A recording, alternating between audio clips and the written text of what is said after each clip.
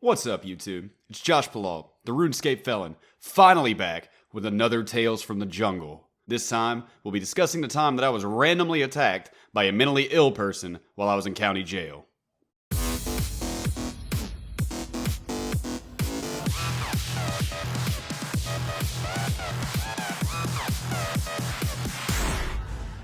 Briefly would like to say thank you for the outstanding amount of support that I've received lately. I've been absolutely living a dream right now, and I appreciate every single person that's watching this right now and clicked on it.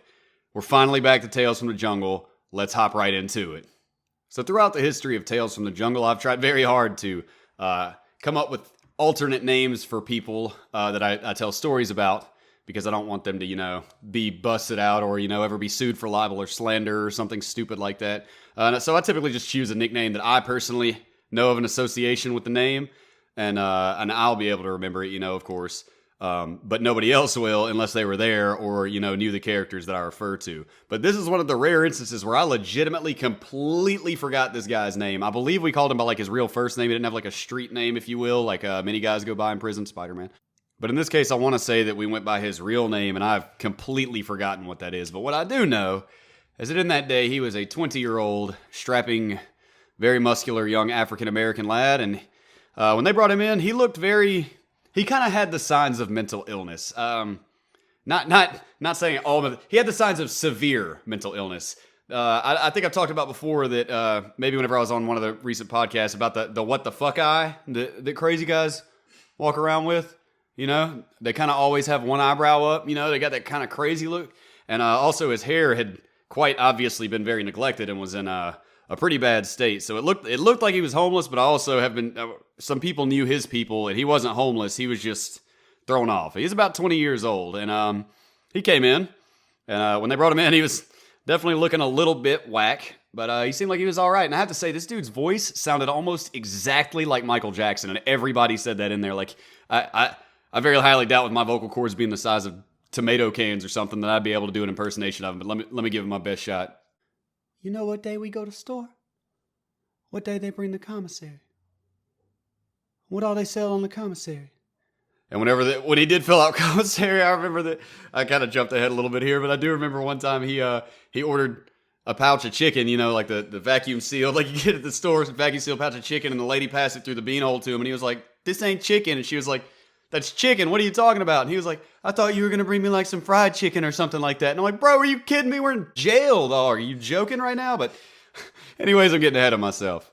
Now that I've gotten that out of the way about his voice, maybe we should just refer to him as Michael, because he did sound like Michael Jackson. But he came in and was pretty much sticking to himself, pretty quiet, but with a bunch of men in a relatively small room, you've obviously, you got to chat. Where you're not in a room much bigger than, the one that I'm in with 5 bunk beds and 10 men in it. You shoot the breeze. And I've noticed a lot of times that people with severe mental illnesses are not very good at really responding to anything, they don't respond with more than one syllable, I guess, it's just kind of, yeah, nah, yeah. And they don't really they just kind of stand back to the corner, and I already knew the guy was thrown off. So you know what that means, guys? You know what I did? I was super nice to him. I was always cool with him. I always made sure that I told him whenever Chow was coming in the morning, I'd tap on his leg, "Hey, bud, the breakfast is here." I was like, "Hey, when I had a cigarette rolled up that, we had some contraband, I'd let him hit it." And I was real cool to him. I wanted to make sure that I was his friend in case he lost his mind. And as you'll see shortly, that didn't work out too hot for me. So one of the things that I completely forgot about until I was telling this story to my wife in the first place is that this is probably what led to these problems down the road. But he came in about the same time as a guy that brought in a little bit of the old wacky tobacco, right? Smuggled it into the jail. It came into our pod. We're all happy. And I remember that he was taking some kind of powerful tranquilizer. I can't remember what it was. It was probably like Thorazine or something. He was supposed to be on some very powerful medication to help with his clear mental issues here, and he decided that instead of taking it, it's a pill that gets you fucked up. And before I rolled the joint that I was going to let him smoke anyway, he was like, "Hey, let's put this pill in it, because it'll get you really messed up." And I was like, "All right, I like getting messed up, that's fine. I'm just being honest with you guys." And I really didn't care to put it in there. It kind of made it hard to hit and stuff, But anyways, I didn't really think about that until earlier, the fact that this dude was smoking his medication instead of taking it. And for what it's worth, just before anybody asked, I don't remember feeling anything from it, but if you take a Thorazine, you're down for the count. So I think he'd been there for maybe 4 or 5 days, which is probably about long enough for you to unwind when you stop taking your medication and start putting it in your cigarettes and weed and all that good stuff. But a few days into it, we were all sitting around watching the TV like we usually do. And one of the favorite TV shows in my county jail was always World's Dumbest Criminals. I don't know if you guys remember that show. It was on like True TV or something like that. Was it comedy? I think it was True TV. Anyways, maybe it just makes them feel better about where we are. They're like, they got caught in some dumb ways, but at least we're not on national television because we're so dumb getting caught. But anyways, I remember there was a situation on there where somebody was knocked out cold, as the phrase goes. They were hit so hard by something or someone that they lost consciousness. And the narrator said in that goofy voice, and the criminal, he was knocked out cold. He said it with that TV voice. And I remember the Michael was sitting on the bunk next to me. I had a bottom rack and he was sitting down over here on an old school's bed. Old school used to get aggravated as shit because the dude would just sit on his bed and zone out for a few minutes and he wouldn't even want to come to his own bunk, but he didn't want to tell the dude to pack up and beat it because the dude was a little bit, I'm telling you, this dude he was ripped. He wasn't huge. He was cut to death. This dude had like an 8-pack. Like, oh my God, man, this dude would have easily snapped my neck in half had he gotten angry enough.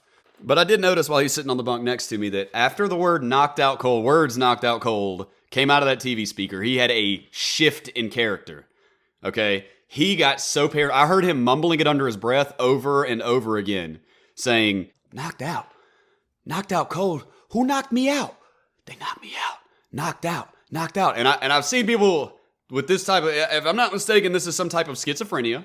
I've mentioned before that one of my really good friends right before I went to prison was a schizophrenic dude that was totally functional, normal, took his medication as prescribed, but I know it can be very dangerous when people don't take their medication. And he was getting stuck in one of those thought loops or paranoias or whatever that I suppose that they have, and I'm not trying to belittle it. I'm very, very much sympathetic to it, but I could tell the dude had gotten stuck in that whatever thing where they go circular thought on you a little bit. Yeah, it was obvious that he'd gotten kind of obsessed with the idea of losing consciousness. Unfortunately, the same night that we watched The World's Dumbest Criminals, there were some trustees on the other side of the window in my county jail. Now, those are the guys that are allowed to work in the kitchen. They get to walk around. They get a little few more privileges. In my county jail, they get to go outside and smoke. I was never offered these privileges because I was a federal inmate. They're not allowed to do it. So I'm sure that I probably would have been able to do it for the 17 straight months that I was there if I would have been allowed, but I was not eligible for the job. And boy, would I have wanted to go outside and smoke some cigarettes and see the leaves.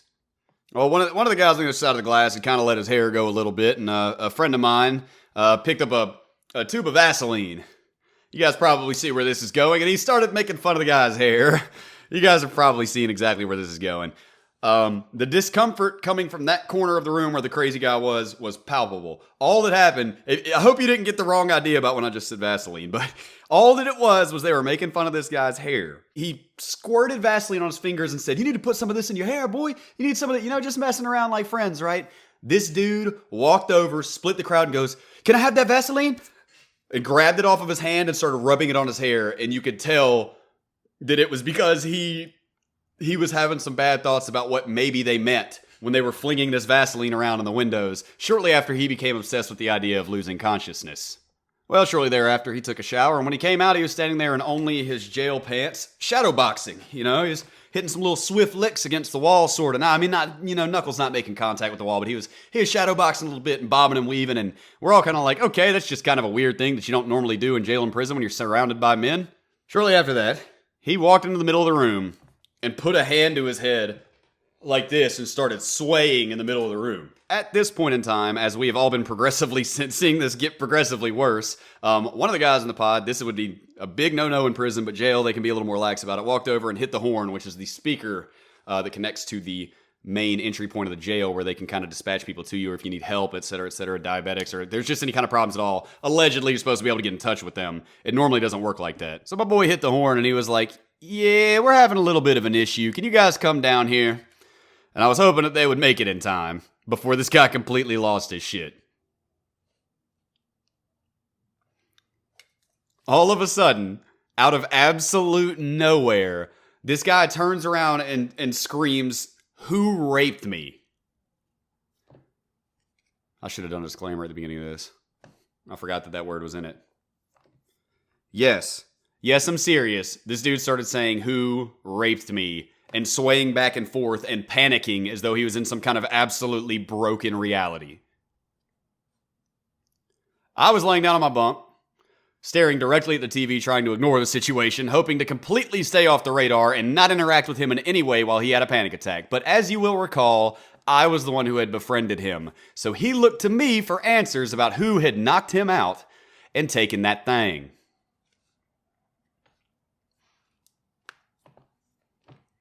All of a sudden, before I really even had any time to react, because this mofo was fast, he darted halfway across the room and reached towards my neck screaming who, did that to me.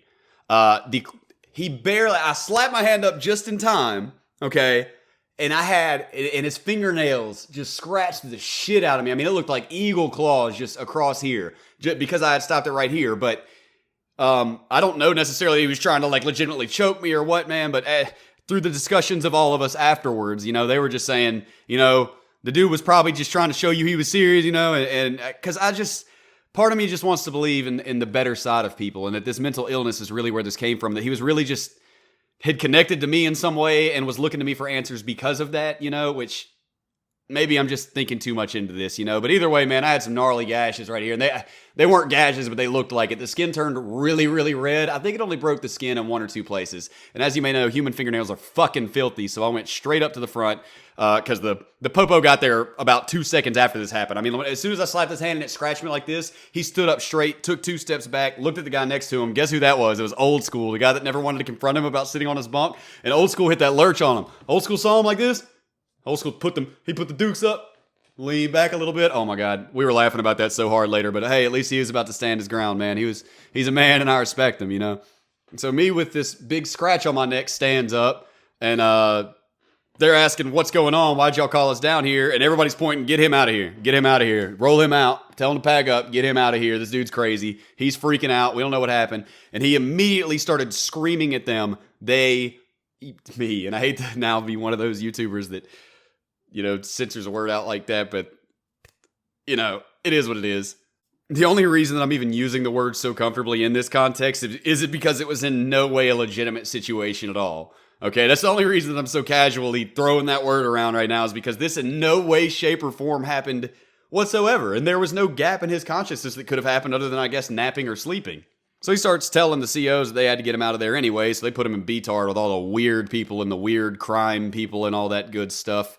And as soon as I walked up, the COs looked at my neck and went, ooh! But it was not nearly as bad as it looked. It was quite a bad scratch, but it only broken the skin a little bit. It wasn't anything that left a scar or anything like that. They saw it, they brought me up front, gave me to the nurse, and she put some dish soap on it. It never got infected or anything. So once he was out, all the inmates started telling me, man, you have got to call your lawyer. You're going to get off the hook. You were a federal inmate. You were just attacked by a state inmate. They're legally not supposed to be housed together, which they were doing at the time in my county jail, which is indeed against the law. They said, your case is going to get thrown out, man. You're going to be able to sue the feds, man, or sue this county jail. This is going to be the Palotte County Detention Center. The next thing you know, like as if I would get the whole county because the jail made a mistake. But I was not really interested in that. Before I made any move like that, I kind of wanted to just talk to my mom. So I called her on the phone with my card, and I was like, hey, and it wasn't my usual day for calling. She's like, hey, what's up? And I was like, some dude just kind of halfway tried to attack me in here and scratch my throat up a little bit. Just kind of to keep my mom updated. This is not really something when she comes to visitation on, Tuesday or whatever it was, and I've got marks on my, let's just go ahead and get this over with. She also advised me to call my lawyer. So I did. And he pretty much told me, LOL, get wrecked, kid. And if I'm not mistaken, I think he told me this, and I don't know if it's true or not, but I think what he said was that if a federal inmate is illegally housed with a state inmate and attacks them, then the state inmate has a huge possibility of being able to sue to the point of possibly even getting his criminal charges removed unless they're too severe. Is that serious of an issue? However, if it is the other way around and a federal inmate is attacked by a state inmate, you have no case. You may not try to get your case thrown out over that or threaten lawsuits or anything like that. So my lawyer told me to sit. The next week I was in visitation seeing my mom, and I remember my neck was already healed up and everything, and he came into visitation at the same time as me while I was sitting next to her. He was just a couple things down. I guess he wasn't looking around, or more realistically, he probably just didn't have a problem with me. But I was just like, oh, that's him. This is kind of awkward. All right. Well, but nothing happened, and I was just kind of like, this is weird. Because, I mean, I'm not the kind of guy that would try to put a separation on somebody or anything like that, but I just thought that they would be a little bit more cognizant of it. But I guess, if you're not going through the steps of trying to get that snitchy type, separation thing put on people, I guess that's a little bit different, I never found out what happened to that guy. Oh, I never told you guys what he did. I totally forgot to tell you guys that he was in there for a very serious assault charge for completely losing it on somebody. In my hometown of Oxford, Mississippi, it's a college town, and we have a square like many towns do, which is kind of, the center of shopping and fashion and all that good stuff in the town. And apparently there was some kind of show or event going on or near the square, and he was loitering around drinking a beer, and he walked into a store that was closing, and apparently this 20-year-old sorority girl, as is the norm of the employees at the square in my hometown, is like, hey, I'm so sorry, but we're closed. I shouldn't make fun of her because I don't even know her, but that was a female interpretation here, not a her specifically making fun of her or anything, but she asked him to leave because they were closing, and he punched her so hard that he broke her jaw, badly. I heard that she had to have her jaw wired shut or whatever it is for a while there. No idea what happened to him because I don't remember his name. But that just kind of goes to show you the capacity for it. And I thought he was a friendly guy in there despite that going on. But let me tell you, if he would have actually tried to attack me, he'd have beat the living shit out of me, man. I'm not a big believer in, size wins the fight. I've personally contradicted it. It's been contradicted to me. I've seen it contradicted, but yeah, that dude was strong. Everybody in there was real hesitant. It takes a very, very muscular fit dude to kind of, everybody in there is kind of like, bro, I hope that dude doesn't flip out and lose it. Do we need to give him a honey bun or something? And he was just Michael Jackson soft voice. I also remember he accidentally bought ladies deodorant. All right, I rambled way too long with this story. I didn't even mean to get carried away like that, going off on the tangents and stuff, guys. But everything's been amazing lately. I love all of you. I love you real sweet kids. I love you official people. I love you from Tommy C Show and everybody else that's done videos with me ever, man. The community's been huge lately. I seriously appreciate it. I love you guys. Make sure that you like and subscribe. I said that way too late in this video. Damn, I said it after everybody clicked off. If you made it this far, type tomato down below. I said banana last time. Thank you guys so much for the support lately. I love you all. Twitch.tv/jpalault. The links are in the link tree down below, and I will see you soon. This has been another Tales from the Jungle.